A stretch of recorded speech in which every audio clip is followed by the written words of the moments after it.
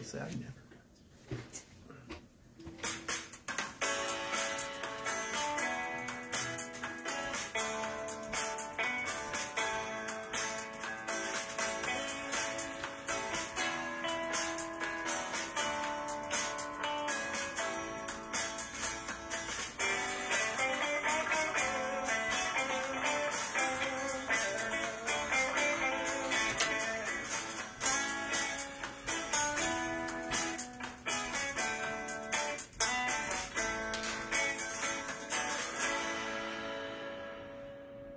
And welcome everybody to the 12 o'clock show with Mayor Joe. Joining us on a very special, almost Wagner Road themed event today is William Dorman, our Director of Public Service. Thanks for making it. Thank you for having me. So I would ask if you're busy because I already, between 3 meetings and 2 of them had something to do with Wagner Road. Mm-hmm. Can you provide everybody with an update on where we're at with Wagner Road as of today? I can. So obviously schedules are somewhat flexible, obviously during time of year because of weather and other things that occur. Obviously holidays, the 4th of July during the summertime period, Memorial Day, Labor Day. But right now our schedule is looking like as of the 29th, we will be implementing our maintenance of traffic, what we call our MOT plan, which involves taking everything down to 1 lane northbound. Northbound only. There will be no southbound movements between Priestley and Main Street. We will have a mix of contractors out there. Our contractor will start waterline work soon after, probably the day after or the following day. In the meantime, Columbia Gas will be starting at the other end of the project, working their way southbound and installing a new gas line.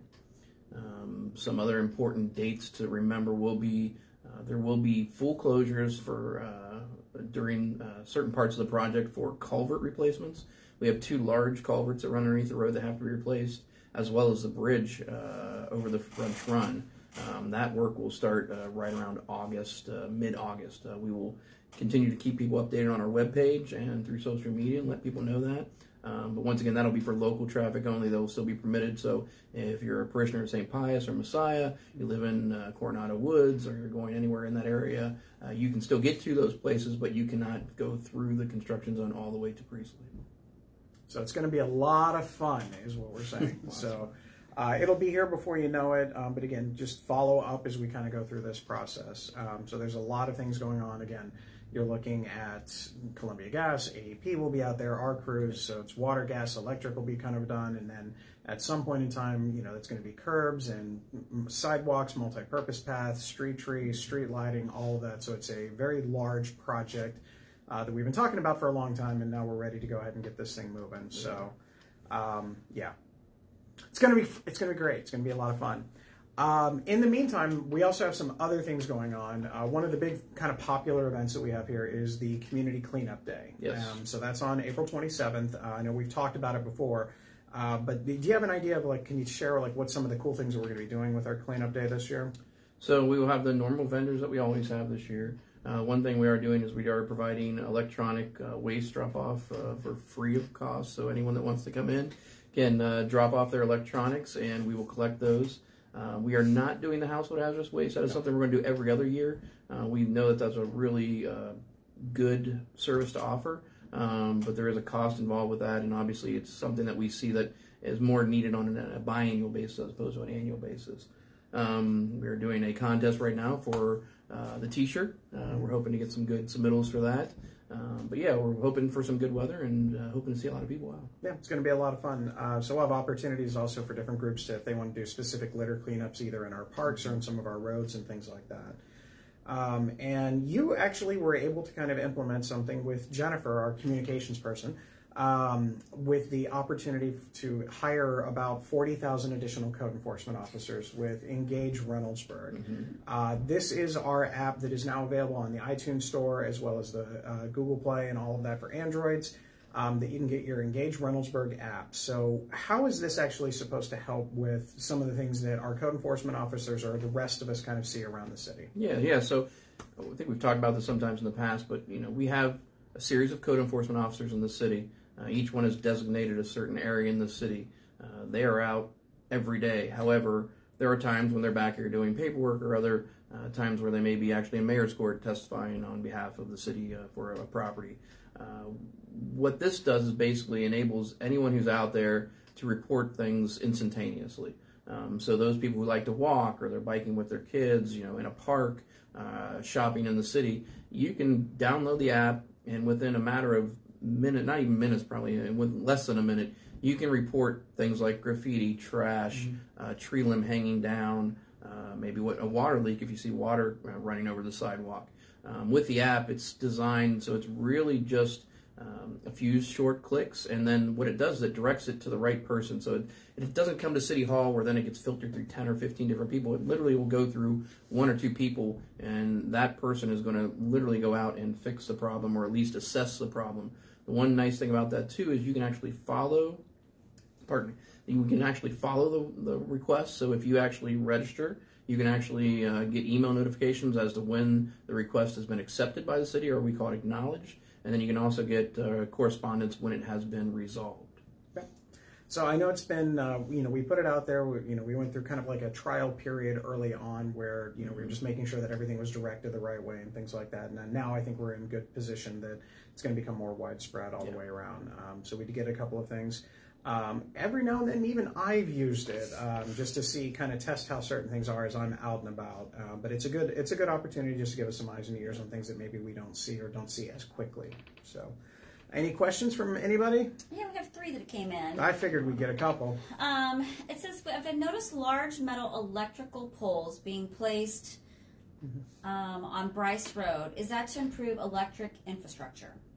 Yeah, those are on the AEP. They have that scheduled for about a year and a half. So that's everything from roughly 70 to Livingston. All of those things are being completely replaced. I've had a briefing with the AEP, but yeah, they're supposed to be upgraded, more stable. It's no longer like the wooden poles that have everything. They're the high-powered ones. We've had discussions with the AEP regarding interruptions, periodic interruptions throughout the city, and as everyone knows, given the growth not only within the city of Reynoldsburg, but Franklin County as a whole, there has been massive upgrades to all utility companies trying to address that need. So, as the mayor said, this has been planned for a few years. The goal is to get rid of, I think, the substation that's out there on Lancaster as well. But there'd be some additional reliability and some redundancy, hopefully, in the end. Next question says, with Huber Park being flooded roughly once per year, has the city considered using a barrier sheet with stones to replace the mulch which floods away? We can look in that. The problem that you get into with the creeks and the streams, especially like the Blacklick Creek, which is such a high tributary area, sometimes putting things like that in can actually cause more adverse effects. So once again, if anyone is having issues with erosion on their property or things like that, we basically encourage them to come into the city. We don't want someone just to go and start trying to fix it themselves, because sometimes that can lead to more work in the end where they have to be removed. It's a controlled floodplain. It's a regulatory floodplain through FEMA and the city. So only certain things can be done in that area. So as everyone knows, hopefully we are in the process of doing a large evaluation of the Blacklick Creek, having several public meetings. We'll have lots of public meetings still to come, I think 3 more. We're looking for any kind of input people have in regards to historic flooding or events they've had, water in basement. That data is all useful. And then what we'll do is we'll take this plan, and hopefully that plan will give us a base map or some guidelines that we'll then take and use to implement other strategies moving forward. Yeah, and any of the conversations that I've had with people who are significantly smarter on this topic than I am, a lot of it comes up that they're looking to get plants back into it to deal with the erosion factor. And while rocks, I think, might necessarily, obviously maybe they help direct it or, something along those lines, it doesn't necessarily reinforce the stream bank as well. So that's my 2 cents. I got nothing else after that. Is there any way to have citizens help with cleaning out street grates for stormwater? With all the rain, we have noticed a lot of street flooding because grates are blocked with leaves and sticks. Yes, so we are always out looking at those. We have several areas in the city that we know that's more of a common factor, where we're having crews out look at those all the time. But during an event, you're more than welcome to come out and take some litter and leaves off the grates and just recycle them or process them. One thing we've talked about is potentially getting our street sweeper a little more active throughout the city. That helps in some ways. But once again, it doesn't it doesn't pick up some of the things that make it in there. But that is something, anytime you see that, once again, we can go back to the Engage Reynoldsburg app. That's a great thing to report to the city on, too. Yeah, the best thing is to make sure that when people are cutting their grass, especially, if it ever dries out anytime, when you cut your grass, don't put that stuff, don't shovel it all down through the drains, because that's what gets everything clogged up. Next question. Is there a plan to have street sidewalk lines repainted? I believe that they're referencing Main Street towards in Lancaster, or Livingston, I'm sorry. Main Street towards... Well, it says has been moving past Livingston towards Main Street. So I don't know if it's just referring to the Main Street, like having those, it's two parts to the question. Having the sidewalk lines repainted and street signs. Yeah. So anytime we do a street project every year, we do restripe. We actually call it thermoplast. So there's a little difference. There's a paint, which is more common in like a parking lot area. We use something that has a little more reflectivity to it. It has some beads in it. It's a little thicker. But if you have an area like that, you can also report that to the city. Some of that stuff we can do in-house. It just depends on the extent of it. But we can also add that to our street program. We typically look at more at the stop bars are more of the important thing that we look at, making sure that people know where to stop when they come to a controlled intersection. But yeah, if you see anything like that, feel free to report that to us and we'll look into it. Or if you can clarify specifically, kind of as you go through. Yeah. Last one. Who looks at trees being planted in sidewalk egress? Like in the in-between? We call that, so the utility strip, or sometimes people call it the devil strip. It's the area behind the back of curb and the sidewalk. That is, we don't regulate that now. There are a few homeowners associations in the city, and they do, I wouldn't say control that, but the trees were planted as part of the subdivision. So if you drive through the Spring Hill subdivision right now, you'll see trees. Those were planted by the developer. In the end, they are controlled by the HOA. So if those trees die, the HOA is responsible for replacing those. Most areas throughout the city, though, it's a private property issue. People are allowed to plant in those areas. We do require a certain clearance. For instance, we don't want to have our trucks going down there and running into branches. So they typically need to be elevated at least 7 feet from the ground, from grade, so that way people walking by don't hit their heads on them and trucks don't run into them as well. But once again, it's a good thing to ask the city about. It's all about planting the right tree in the right place. You don't want to also plant a huge tree that's underneath the power line. So when it gets older, it's going to have to be topped, which is the worst thing you can do for a tree. And there are certain trees where the roots grow down more, where obviously in some areas where you've seen it, I know in front of my house even there was ones where they were kind of going out and they were impacting the sidewalks. Yes, buckling the sidewalk. Ultimately, that is still the property owner's responsibility when those types of things happen. So if you're looking to plant a tree, make sure you check with us. We have a couple of arborists on staff. You're a certified arborist, just to make sure that we're putting the right tree in. Okay, that's it for right now. All right. Well, that's all we got for you. I appreciate you answering the questions. Okay. I know we've got a lot of things going on today, so thanks for coming on. Again, if you have any questions about the Wagner Road project, there's an FAQ page up. Obviously, you can message on social media, and probably in a couple of weeks when the work is starting, you'll probably want to avoid the area as much as possible. But in the meantime, drive southbound on Wagner Road, because it'll be the last time for a while. We will have message boards going out soon, too, which will kind of alert everyone driving by at least hopefully several days in advance of any change in traffic patterns. Yeah. All right. Thank you very much. You. I appreciate it. All right, everybody. Again, Director Bill Dorman from the City of Reynoldsburg, kind of talking about Wagner Road and a number of other different projects that are out there. Always good to have him on, but we've got a lot of fun things coming up. So yesterday, as everybody was recovering from the eclipse the other day, the City of Reynoldsburg put out a post recognizing Eid, which is basically the celebration of the end of Ramadan. City of Reynoldsburg and a number of other cities recognize this as well as many other holidays all the way throughout. And while it wasn't a lot of controversy by the post or anything like that, there were a couple of comments on social media that I just kind of wanted to address. My background is in education. I taught U.S. history for a long time, AP U.S. history, and a couple of things that always comes up about the idea of government and religion and things of that nature. And I'm happy to have that long debate with anybody at any time, really. But the reality is you cannot talk about the history of the United States without acknowledging the impact and influence of religion all the way throughout. And this is just a further extension of it. Cities can recognize any particular holiday that is out there, much as the same as the city was nice enough to staff to get together and honor National Joe Day. I don't know why we didn't shut the city down in honor of National Joe Day on the 27th, but apparently that was not appropriate. But those are the things that we can do. Days are there, whether it's, Easter, St. Patrick's Day, Transvisibility Day, or Eid, or any number of all of these things. We're going to continue to do that because for everyone in our community, as diverse as we are, as what specific interests we have and things of that nature, having a moment to recognize all of it is a good thing. It doesn't mean that because we recognize one, we de-emphasize another. It's not a pie with a limited thing. It's a little bit of everything for everybody's interest, which is really what we do here in Reynoldsburg as a city of respect, whether it's Pride, whether it's Juneteenth, whether it's Christmas on the Town, or any number of other things that we do. It's a little bit of everybody, and everybody here is welcome to it. That doesn't mean that if you don't like it, you can't post on social media or something like that. I mean, this wonderful thing of freedom of speech, that you have that opportunity to do so. But I just kind of wanted to address it because you never know what's going to happen. One thing that happened yesterday is Hilliard City Schools decided that they were going to close down their school district today in honor of Eid, which is their decision. That is their choice that they have done based on their demographics, the number of students and things of that nature. And I wouldn't be surprised if other districts kind of followed suit in the next few years based on the changing demographics of Central Ohio. It really isn't any different than the traditional winter break, which used to be called Christmas vacation, or the idea of spring break kind of going in and around Easter and Good Friday. These are holidays that have been recognized by school districts since schools were schools. And it just happens to be that because of the diversity in all sorts of things, the different things are being acknowledged. And there's nothing wrong with that. Again, it doesn't mean to de-emphasize something else. So for those of you that want to have more fun conversations with that, find me at a coffee shop and things like that. Don't want to take the time up here at the show. But again, those are a couple of things that I just wanted to kind of talk about.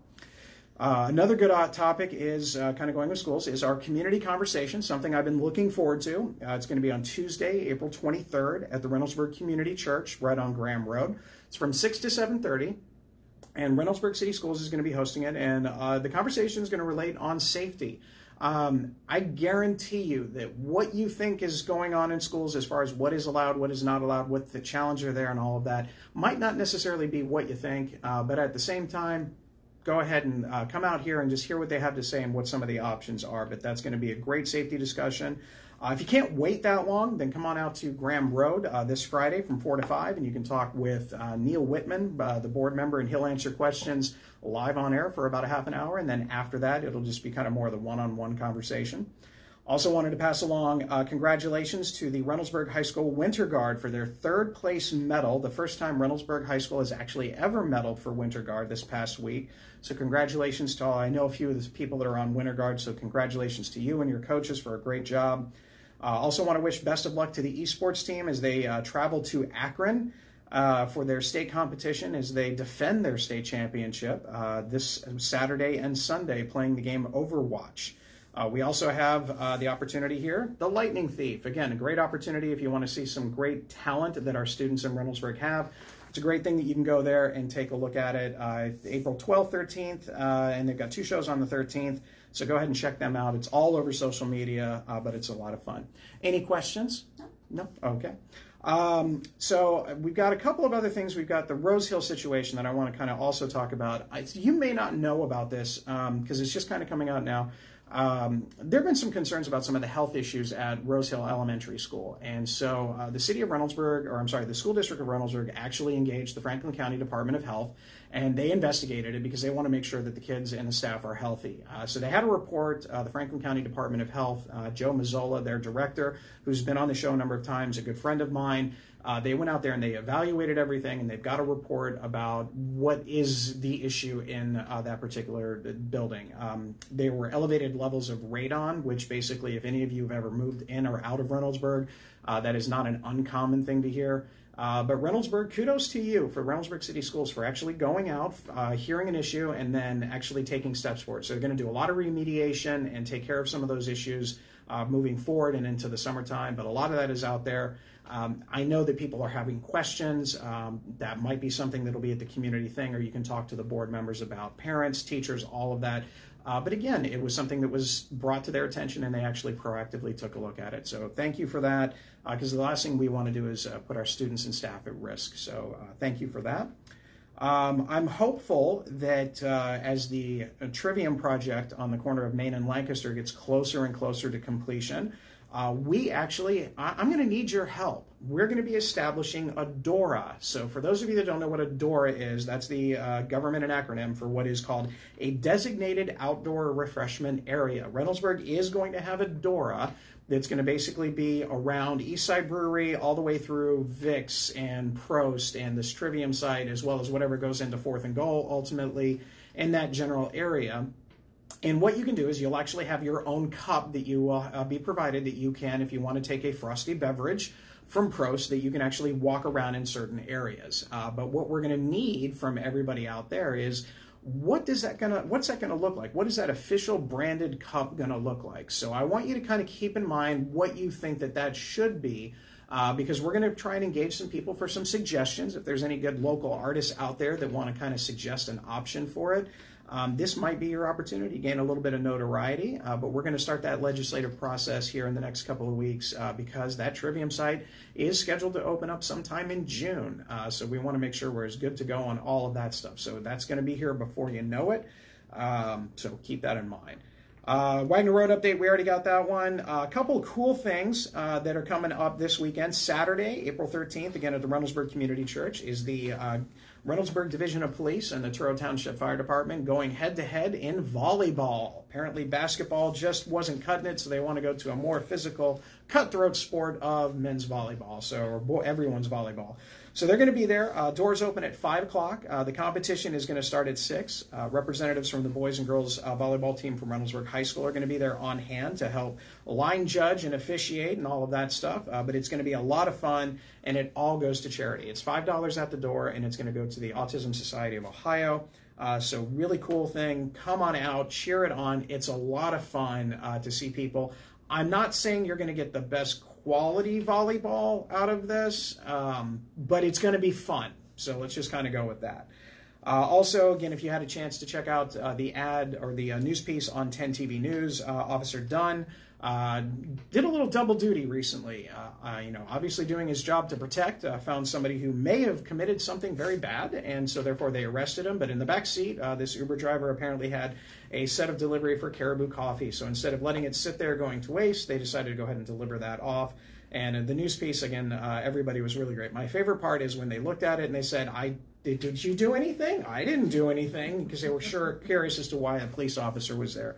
But that's one of the cool things about Reynoldsburg and our police officers is there's probably more stories like that than you realize, and maybe not all the time does it gain the notoriety. We don't even know about it ourselves sometimes here at the city. But 10 TV did a great job of that. But that's, again, real cool story all the way across. As far as other things going on, we've got the Reynoldsburg Community Association. They had their spaghetti dinner last week, which it was phenomenal. It was actually very packed. I think it was one of the bigger turnouts that they've had in quite some time. So thank you for going if you went. If you didn't go this time, they're going to do it again next year with more spaghetti and meatballs all the way across. But they're also accepting nominations for Grand Marshal for the 2024 4th of July Parade. So go ahead and check out their website or Facebook page for more information on that. Not a real specific requirement, but basically somebody who's contributed and done good things for the city of Reynoldsburg is somebody that they're looking to honor with that Grand Marshal position. So take a look at that. It's going to be a lot of fun. Always a good time with that one. As far as our parks program, we've got a lot of good things. We've got our princess party. This is where you get to meet and greet your favorite princesses, whether it's Jasmine or Ella or Elsa or any number of other ones out there. Lots of opportunities for that. It's going to be April 20th at the Senior Center from 9:30 to 11:30. We have our Puzzle Palooza on April 25th. Again, that's at Eastside Brewing, our great partner out there that you can go ahead and take a look at a 500-piece puzzle and put it together, and with your team of 2 to 4 people, so that'll be good. We've also got our Kindness Rocks. So these are a really cool thing. You actually get to decorate and paint rocks that have encouraging messages on it. That's going to be April 24th at the Senior Center as well. If those artistic things are not in your wheelhouse, then you have an opportunity to do a nature hike at Pine Quarry Park on Sunday, April 21st. You can do some rock hoppers, which is kind of looking at some of the critters in the creek over at Huber Park on April 28th from 2 to 4. You can also continue to come out and support our kids as they're out in soccer and baseball and softball, which is in full swing. See what I did there? Full swing. Sorry. And as well as adult volleyball is going to be coming up pretty soon. And for those of you that have asked about Bryce Park, the work is going. It is now continuing to go back and forth. So the trees are down. Now they're getting everything finalized. So you should see some more movement on that in the next couple of weeks. So I'm going to take a deep breath. Any questions? Nope. Okay. No questions? No questions. Okay, apparently Mr. Dorman gets all the questions. All right, so other events we've got going on. We've got the Earth Day celebration at Pine Quarry Park and Old Rotobaugh Park. There's going to be some tree planting there on April 20th from 9 to 12. You have the Arbor Day celebration in the afternoon on the 26th at 4 p.m. at Old Rotobaugh Park. And then again, we did mention our Community Cleanup Day. Also wanted to remind everybody that our community garage sale weekend is going to be basically that Friday the 31st and June 1st and 2nd. So that weekend is going to be there where you don't need a permit or anything else like that. But a great opportunity to go ahead and get rid of stuff, or if you like to, go buy other people's stuff and take it back to your house. So that's kind of a good thing with that. Tomato Festival, we're in, I would say probably waist deep right now into everything with that one. So we're not up to here yet, but we're going to be there pretty quick.